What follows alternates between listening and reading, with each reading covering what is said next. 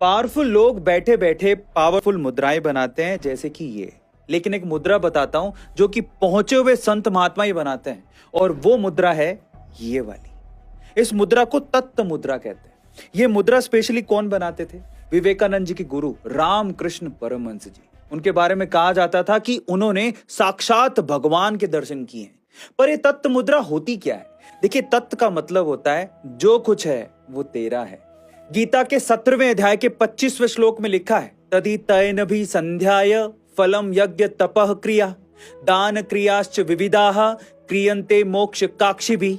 इसमें भगवान कृष्ण इस श्लोक के अंदर तत्व के बारे में बताते हुए कहते हैं कि तत्व का अर्थ होता है वह, यानी कि वह परमात्मा ही है जो कि सब कुछ है। अर्थात आप अपने सारे कर्म, सारे कर्तव्य, अपनी पूजा, अपनी श्रद्धा तत्व यानी कि परमात्मा को समर्पित करते हैं। अब इसी भाव को मन में रखते हुए और फल को ना चाहते हुए श्रेष्ठ पुरुष यज्ञ, तप और दान करते हैं। कोई कोचिंग वाला या कोई भी टीचर आपका सिलेक्शन नहीं कराता है, आपका सिलेक्शन आप खुद कराते हो। और जिसका सिलेक्शन होता है या फिर जो टॉप करता है ना, चाणक्य के हिसाब से उनमें इन 5 क्वालिटीज में से ज्यादातर क्वालिटीज या लक्षण होते ही हैं।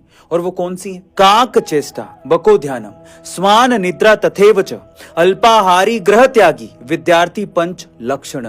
मतलब कोई जैसी प्रॉब्लम या फिर प्रश्नों को सोल्व करने की जिज्ञासा। आप देखते हो ना कि कौवा वो पत्थर डाल के पानी निकालता है, वो जिज्ञासा है जिसकी वजह से वो सोल्व कर पाया। हंस जैसे अपने लक्ष्य पर ध्यान रखना। कुत्ते के जैसी नींद पल भर में गहरी, लेकिन परीक्षा की जब तैयारी करनी हो तो तुरंत उठ जाए। कम खाने वाला और अपने लक्ष्य को प्राप्त करने के लिए अपने घर का त्याग करने वाला।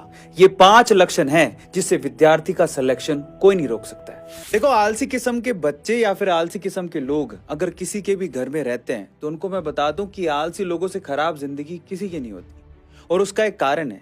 चाणक्य कहते हैं, आलस्य कुतो विद्या अविदस्य कुतो धनम अधनस्य कुतो मित्रम अमित्रस्य कुतः सुखम।